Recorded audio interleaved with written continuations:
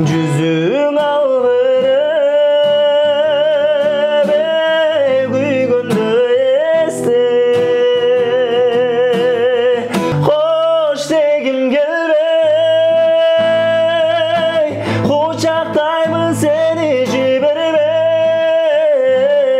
таптым го сени жүрөгүмдүн эсин сен мага дем бересиң жел бересиң сен мага дүмсүз терең көл бересиң. Казактардан чыкса кыргыздарга отуруп алабыз, кыргызстандан чыкса казактарга отуруп алабыз. Ак жол байкенин жакындарынан, туугандарынан кечирим сурайм. Мага орусча ырдагандан итальянча, өзбекче, казакча, азербайжанча ырдаган жеңилирээк. Азербайжандын президентине ырдаган жаш талант элестесек болот. Жашырган эмне Кыргызстанда ушул болотпу, башка эмнеден акча табабыз? Кавер ырдабайм деген. Жаныбек Алыкуловдун Шорпо деген ырын. Мисалы оркестрден эч ким уккан эмес да. Жандуу ырдаганда мен эч жерден коркпойм. Бир болайка барып кыз деп өнерген. Хайп болчу да. Олдун сурады, я деди. Жүрегине бер орун бер бос болса.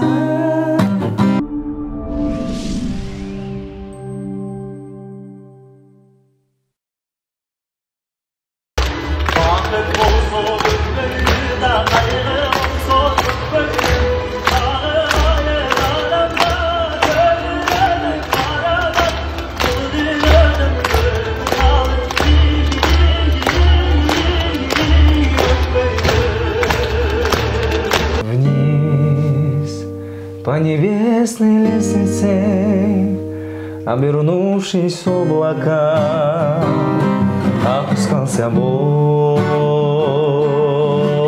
Ты посадила деревце, я его от холода ей уберег.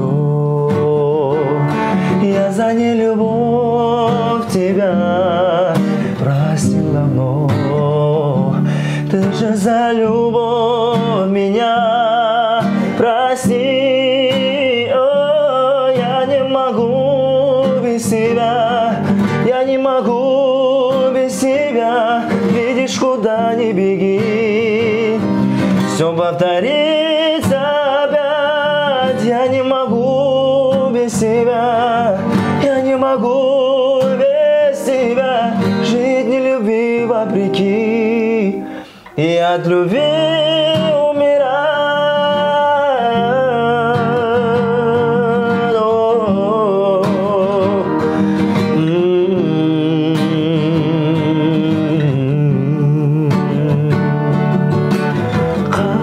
Кантемай кете бердиң кайрылбай, ак сүйүңдү койдуң балабай.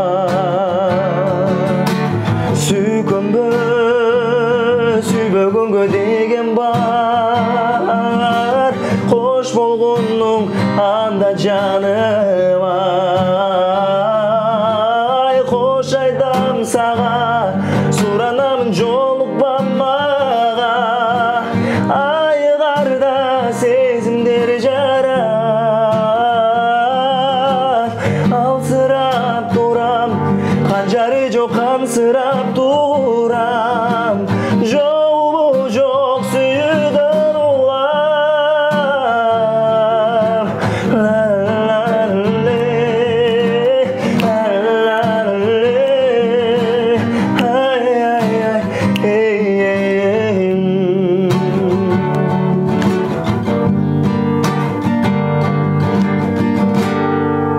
Seni görmesin gitti ömrümde özgeride.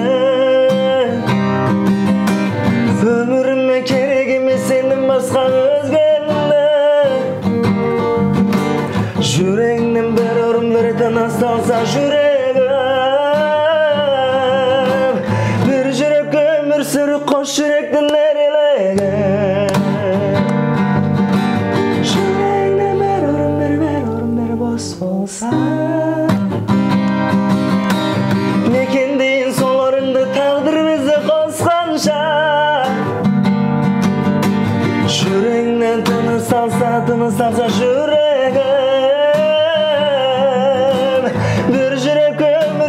koş yürekten derlere. Салам достор, кимдеги морозо кармап жаткан болсо, орозоңуздар кабыл болсун дейли. Бүгүн дагы биздин интернет жылдызы, тактап айтканда жаш таланттардын сап башында турган конокторубуздун бири келген учуру.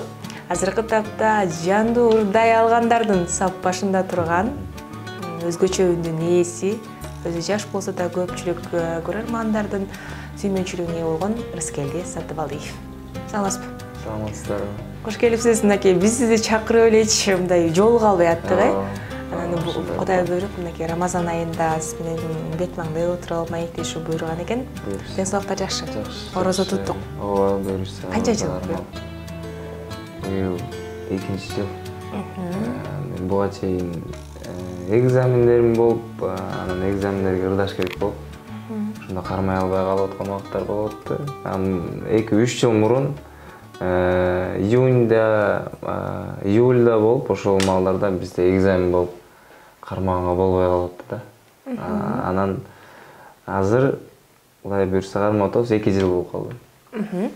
Азыр эми ошол учурда экзамен тапшырып жаткан учурда орозого кармаганга мүмкүнчүлүк болгон эмес. Бирок азыркы күндө дагы жанды ырдап филармонияда эмгектенип жаткан учуруң. Эми азыр кыйналбай элесиңби? Мындай Кудай неме кылды окшойт, жолду ачып койду окшойт. Азыр бир гана репетицияларда гана ырдап атабыз.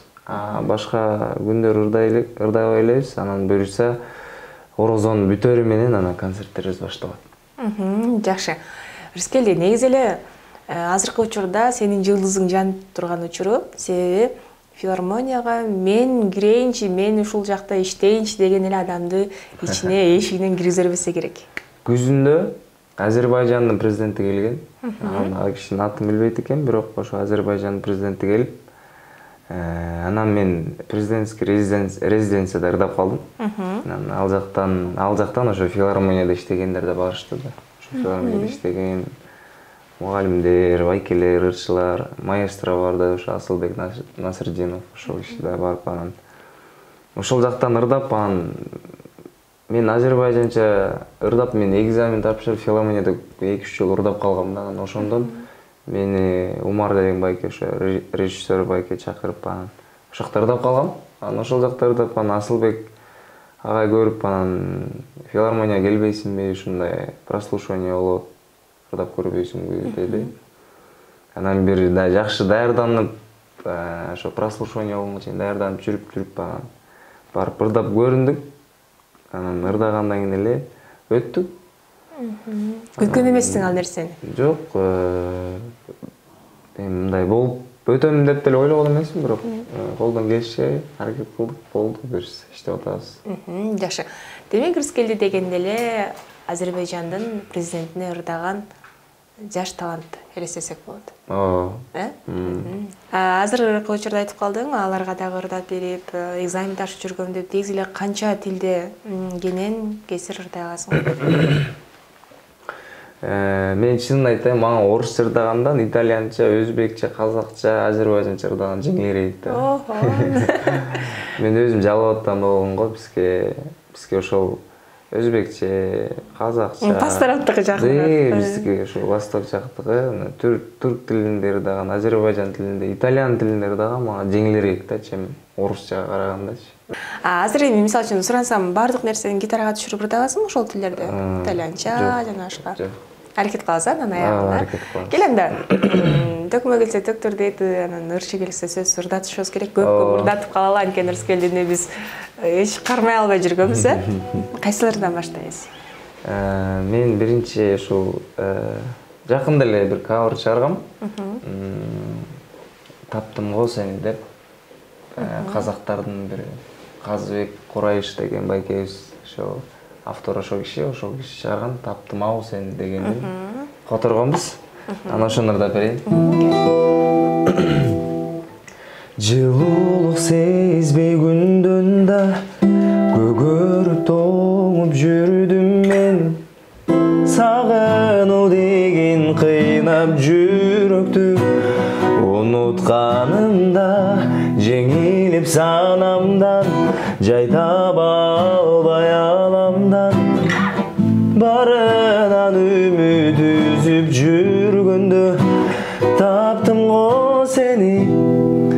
Жүрөгүмдүн эсин өзүңсүз күндө жаралуу жан элем таптым го сени.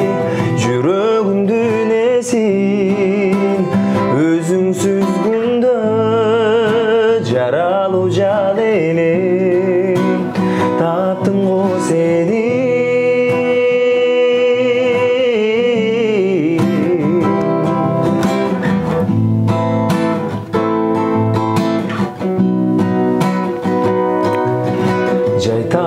Жаным жүргөндө үмүтүм үзүлөр күндө мен арынайм жүрөгүмдүн жарымын үзбөйм тамырын ал менин бакытым жараткан берсе өзүңдү мен арынайм жүрөгүмдүн жарымын таптым го сени.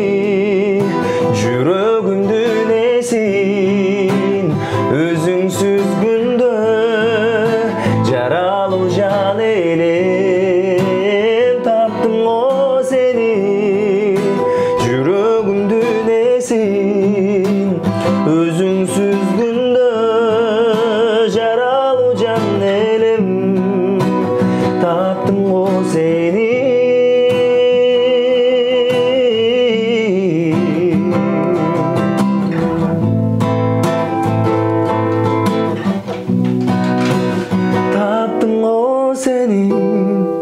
Жүрөгүмдүн эсин өзүңсүз күндө жаралуу жан элем таптым го сени. Сонун. Жүрөгүңдүн эсин тапкан жакшы, бирок өзүңдү бул жашоодон, бул өмүрдөн табуу оор дейт да. Анан өзүң азыр жаш болсоң дагы азыркы тапта көпчүлүктү интернет тармагында да таң калтырып жаткан учуруң, өзүңдү таап алдыңбы? Таптым деп ойлойсуңбу? Кел ошондон айтчы. Жок, мен өзүмдү таап элекмин, дагы эле ар кандай ырдап көрүп атам.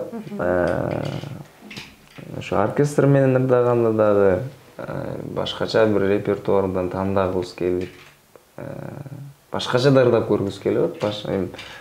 Бизде азыр оркестр деген чынын айтканда аябай бир резонанс деп коелу, ызы чуу жаратып атат да, чынындачы мындай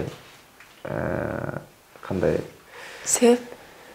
Себеп дегенде биз Кыргызстанда бир эле академический оркестр бар да, ал Карамолдо Орозовдо.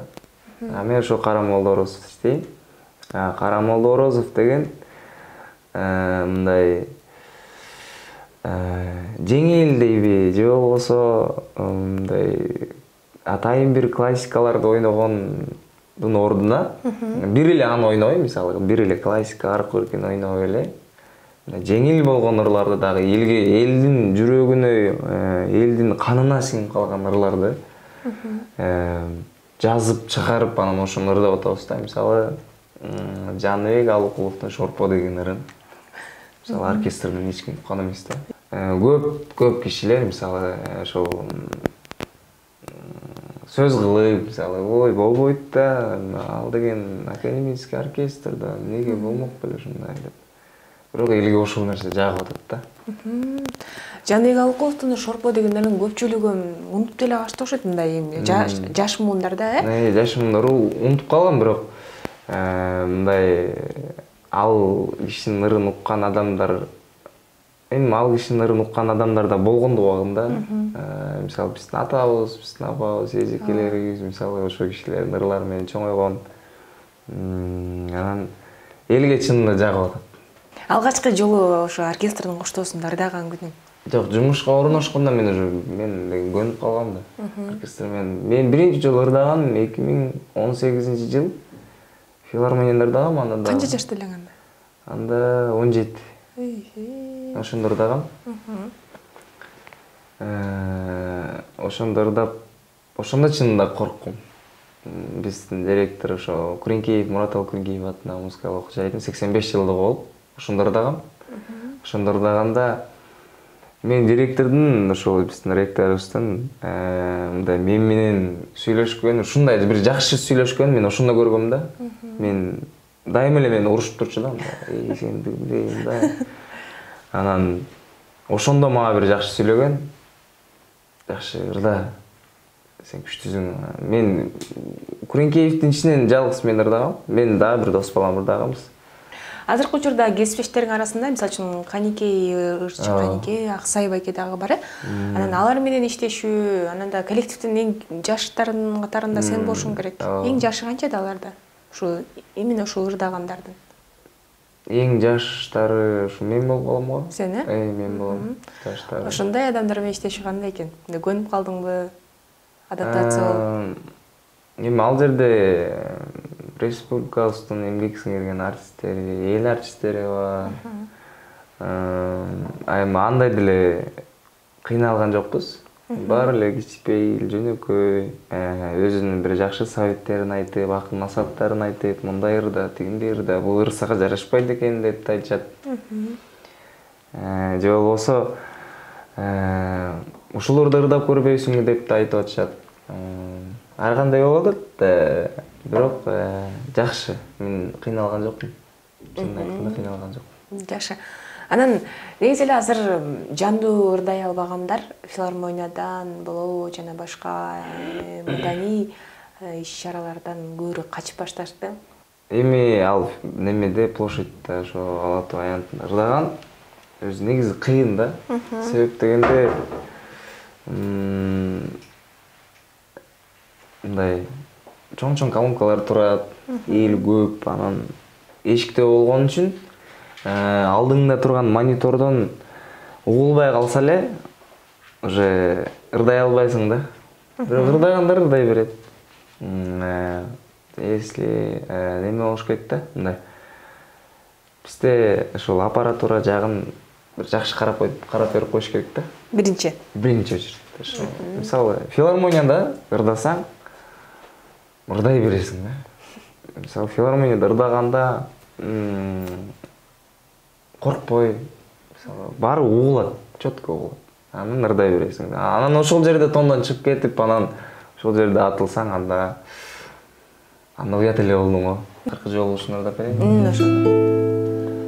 Ошо мен өзүмдүн биринчи клипим ушул акыркы жолу ошого тартылган. Негизи кош деген келбейт деп айтылат экен.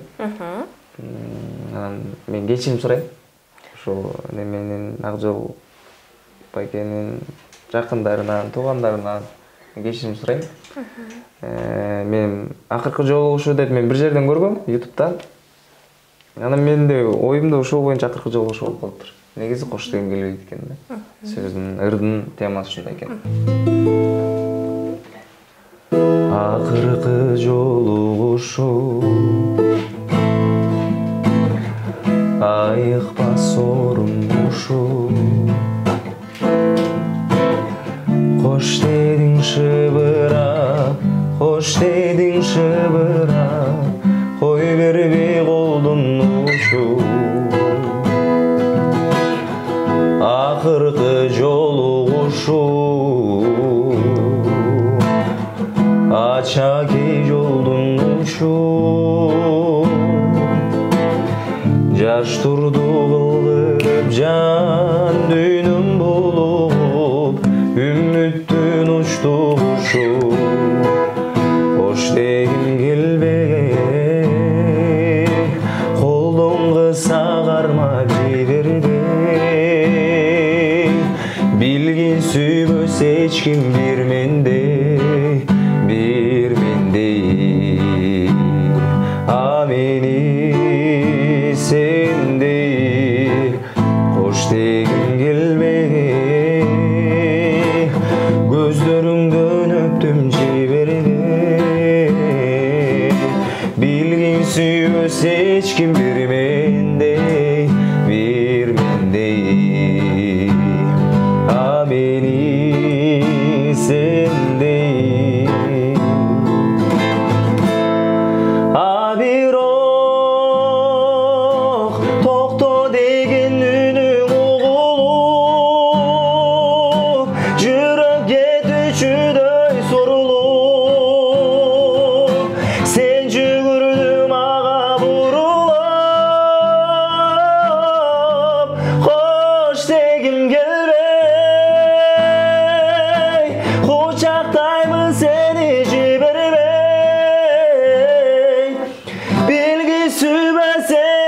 bir mendey haberi sendey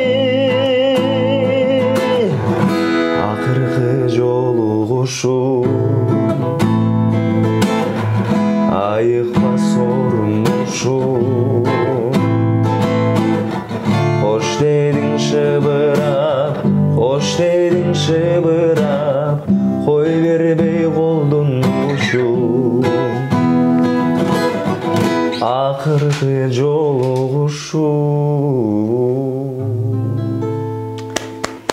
ырдап атканда ушундай берилип ырдагандардын эки үчөөнү көрсөм сен төртүнчүсү болдуң окшойт. Негизи жан дүйнөсү менен берилип ырдап көпчүлүк эле тамагым ачыл эртең менен чакырсаң тамагым ачылбайт дейт, кечинде чакырсаң тамагым чарчады дейт да. Анан ушул Акжол Байкенин жакындарынан кечирим сурайын атпайсыңбы? Анан бул чыгарманы ырдап чыккандан кийин ал тараптан кандайдыр бир сөздөр айтылды же эл тараптанбы? Мага эч ким эчтең сөйлөгөн жок. Өзүңүз эле күнөө сезип эле. Мен өзүмдү күнөөлүү сезип калдым да, сөйт дегенде көп адамдарга акыркы жолугушуу деп кетип калыптыр да. Кетип калды да, эми негизи автор өзү кош деген келбейт деп темасын койгон да. Ал эң туура эмес нерсе да, чынында айтканда эң туура эмес нерсе.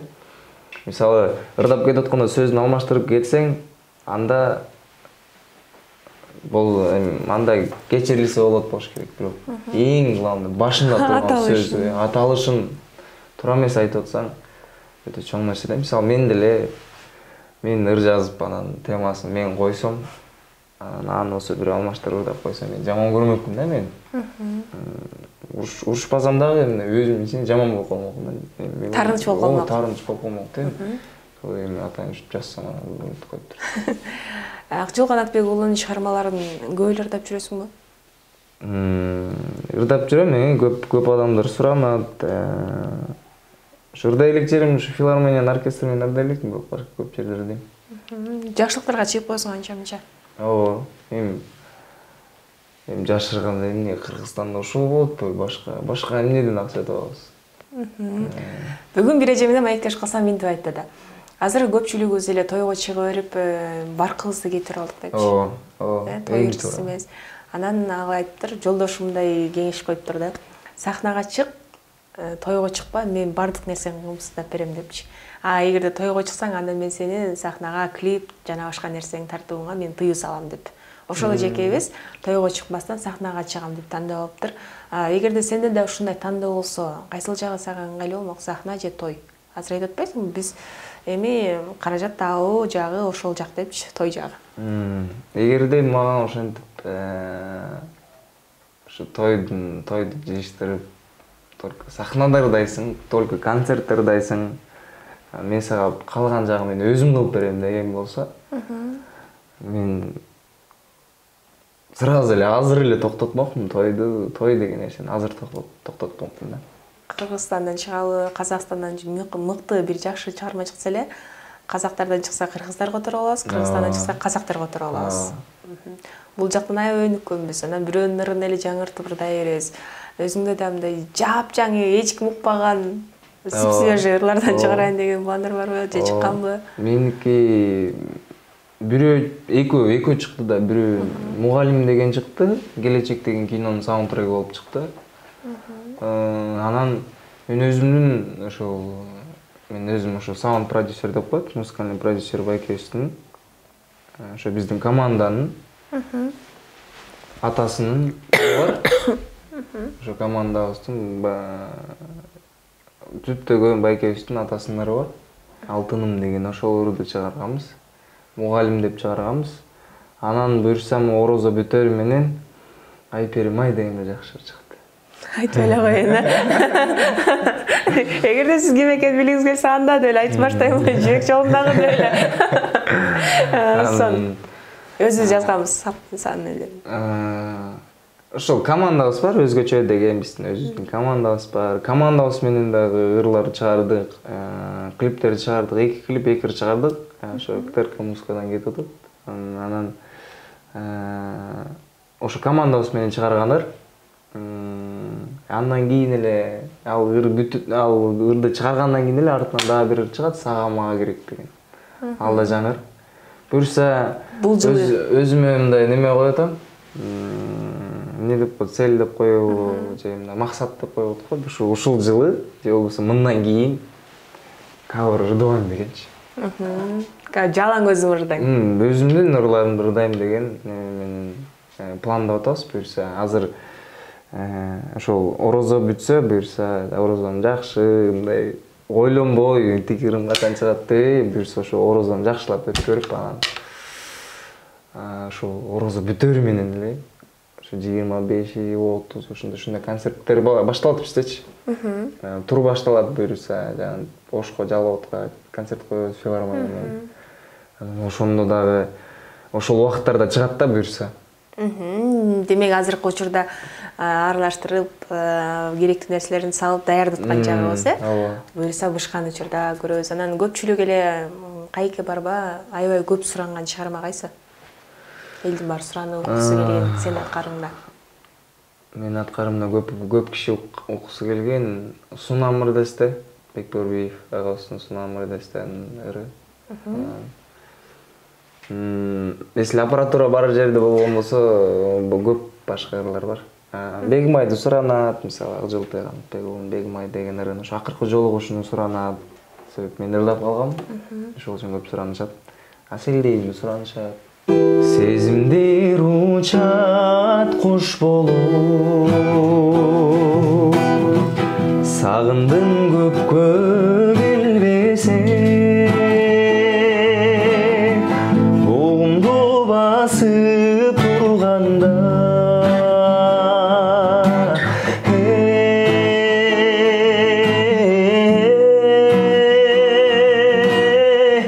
кусадан ыйлай терезе, Сунам Мырдасте сагынган кезде жүзүң албырып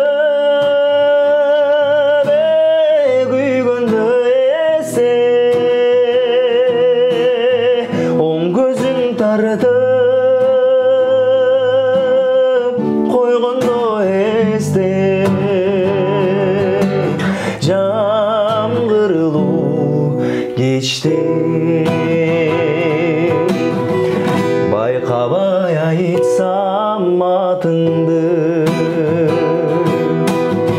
ойлорум сенде билип кой, түшүмдөн түндө ойгонсом,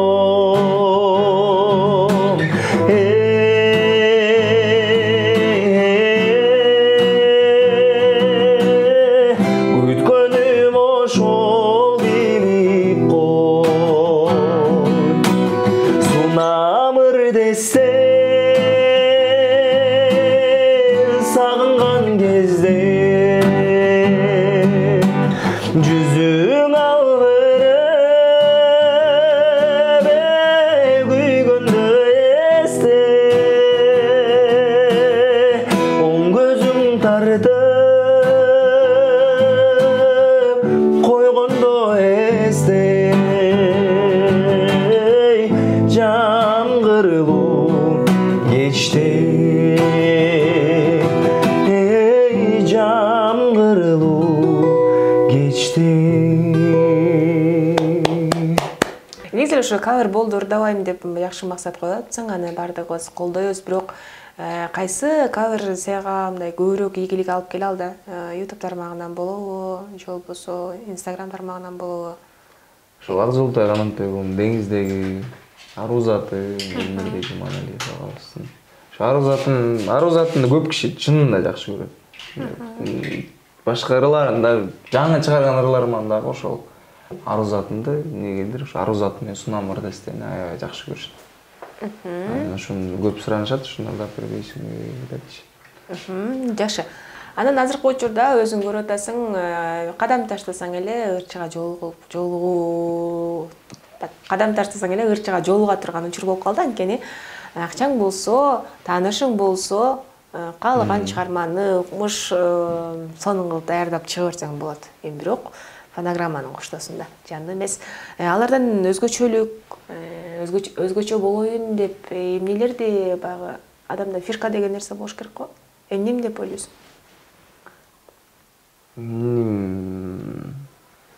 Жоо ырдаганым го, жан ырдаганым го. Мен эч жерден коркпойм мисалы. Аран неме аппаратура жок болсо деле ырдай берем.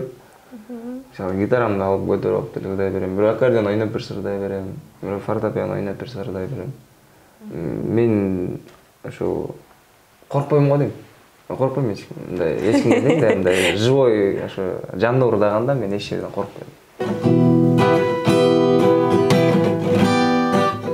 Деңиздеги жалгыз калган кайыксынмал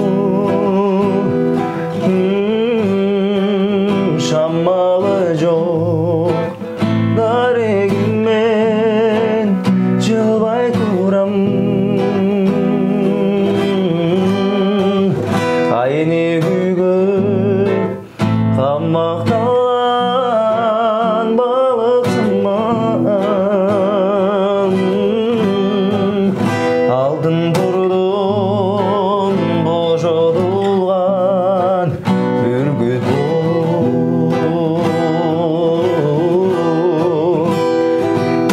сен мага дем бересиң, жел бересиң, сен мага түпсүз терең көл бересиң.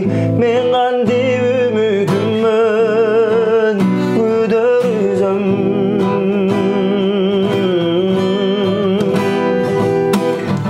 Ал көлдү өзүң менен бирге сүзөм.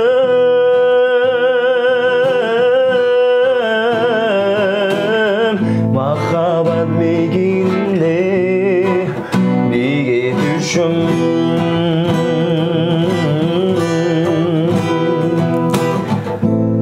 Ал көлдү өзүң менен биге түшөм.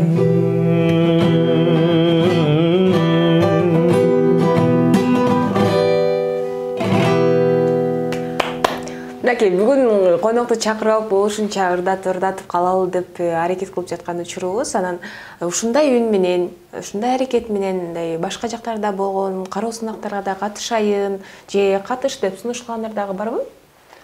Негизи Борбордо эле жүрө бербей. жок, негизи деген планда бар, бирок бир аз убакыттан кийин бизге дагы биздин голос дагы бир рамкага түшө элек. Рамкага дейби, эмне деп айтып туралы. Өзүнүн нугуна. Өзүнүн нугуна быша элек дагы эле. Дагы бир аз убакыт бар, анан буюрса.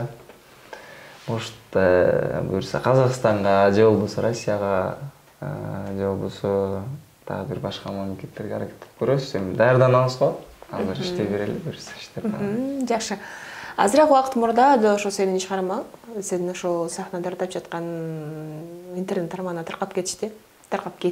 Анан ошол учурда кандай баягы эл тарабынан кандай жакшы каалоо тилектер, комментарийлер келип жатты?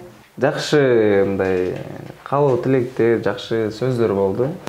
Кудайга шүгүр дейбиз, Аллага миң мерте шүгүр.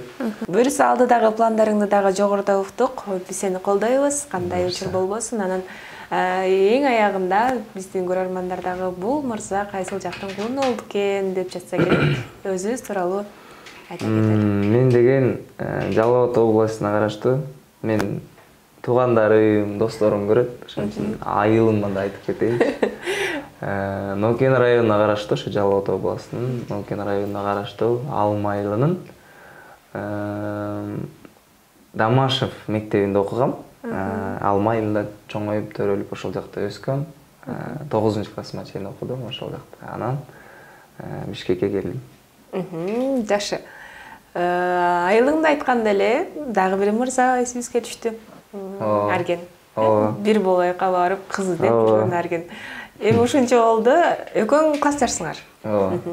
Эми оюң кандай? Кыз издеп Казакстанга барган досуңа кандай көз караштасың?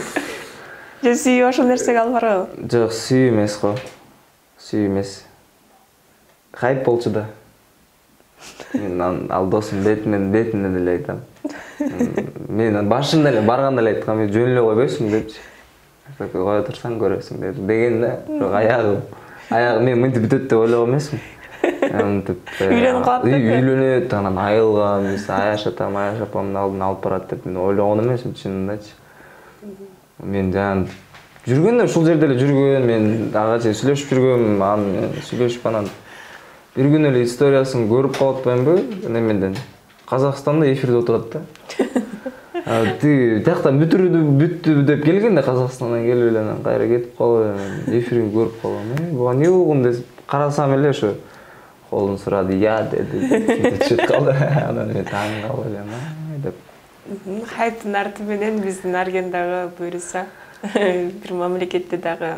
Ооба, буюрса. Эми биз не дейбиз? Биз досубуз. Тойго барабыз. О, тойуна барабыз буюрса. Бактылуу болсун. Ошол эле. Жакшы. Чоң рахмат, мынакей алтын конокмун бөлүп келип кызуу маек куруп бергениңе.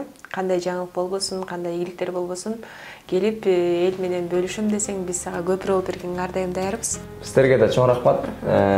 Жалпы кыргыз элибиздин Рамазан айы менен куттуктайбыз. Ушул учурдан пайдаланып мен ата-энеме, бир туугандарыма, досторума, жакындарыма баарына ысык салам айтам. Кармаган орозоңуздар кабыл болсун. Жалпы кыргыз элибиз Рамазан айыңыздар кут болсун. Буюрса иншалла эмдиги жылкы орозого дагы баарыбыз аман эсен жетели. Эмне тилек, эмне ниет, эмне каалоо, эмне дуа болсо ошонун баары кабыл болсун. Сиздерге да чоң рахмат.